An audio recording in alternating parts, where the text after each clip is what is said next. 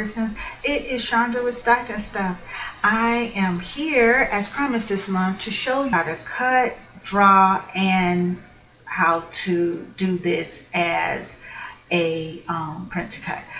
You know what, I'm gonna group this and duplicate it because I'm going to show you on the software first, and then I'm going to cut it. And so for this first one, or let's start to the left. So for the first one, if I just simply wanted to cut these letters and then the heart and just say attach it to that after the cut, I would, and let me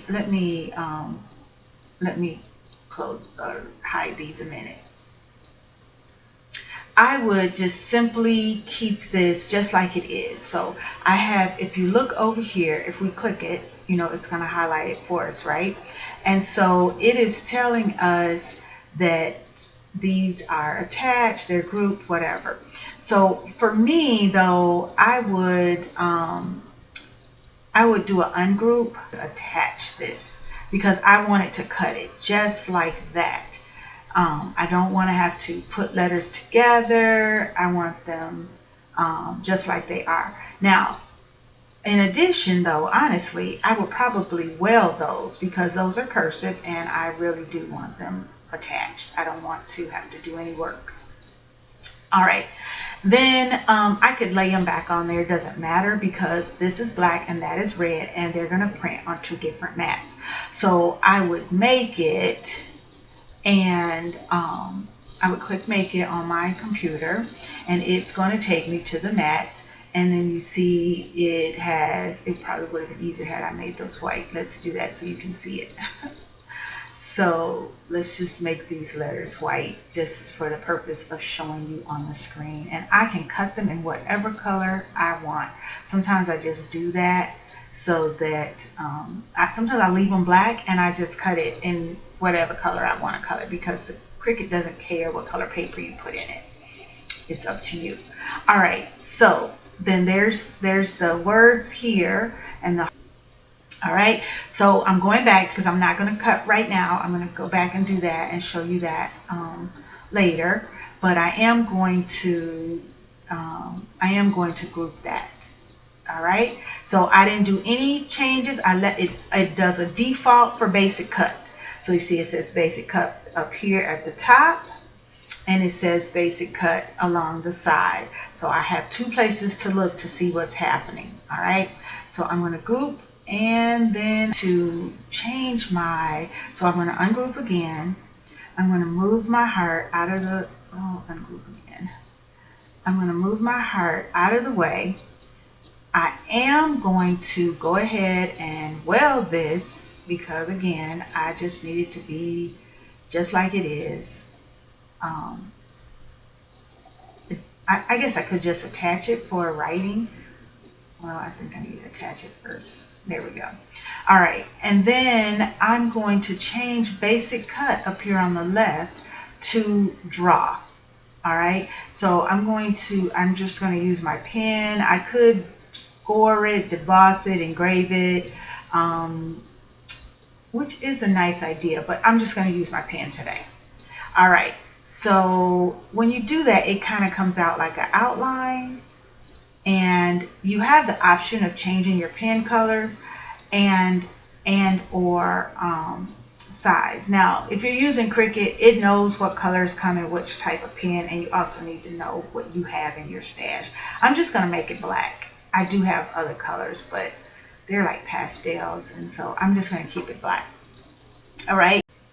I wanted to make sure that I made sure that you knew that you needed to attach this so that when it cuts, that it does it's going to cut the heart around it. So see, this is a new step that you haven't seen. It says load the tools and materials. So I am going to do that now and then get it going. But I wanted to say, notice how it said it's telling me to load the black 0.4 pen in clamp A. So I'll show you that on my Cricut. So here's my 0.4 black pen, And this is clamp A. So clamp B is where my blade goes here, and clamp A is going to go here. Now I want you to notice that there is an arrow on this pin, and so you need to make sure that your pin goes down in there so that it's all the way down to, oh, I guess it helps if I open it. It goes all the way down so that the arrow is in, and you can see that tip sitting through, which looks very much like it did on the computer screen. All right, so I am loading my red paper. All right, and there is what it looks like when it is drawn and cut. So that's the second one. Now I'm going to group and hide this one, and then I'm going to show you. This time I'm going to print to cut. So I'm going to come down here and I'm going to flatten it. All right, and then look what happened. It automatically flatten tells me I'm printing to cut. You see that up here on the right? It says print to cut. So then I'm going to click make it.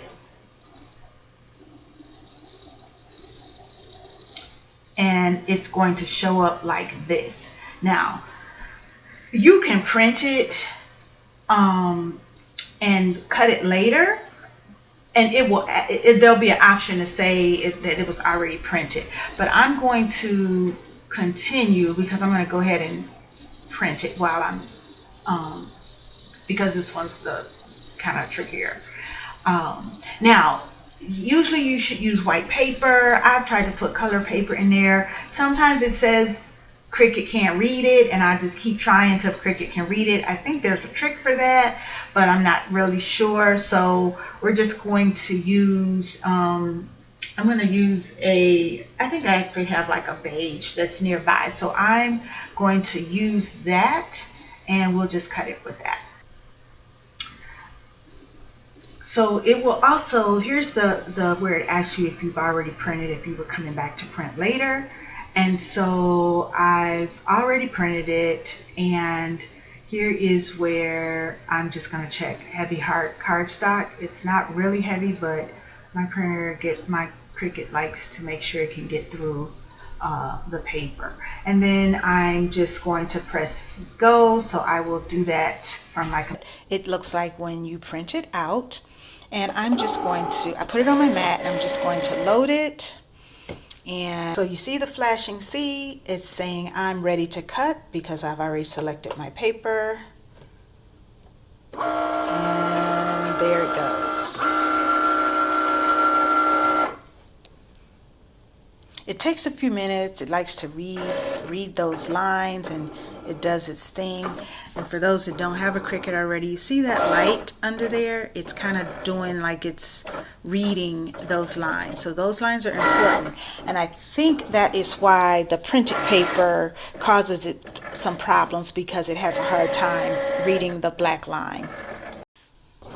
So here's what my scrap looks like, and here is my Stockton stuff that is printed with my printer.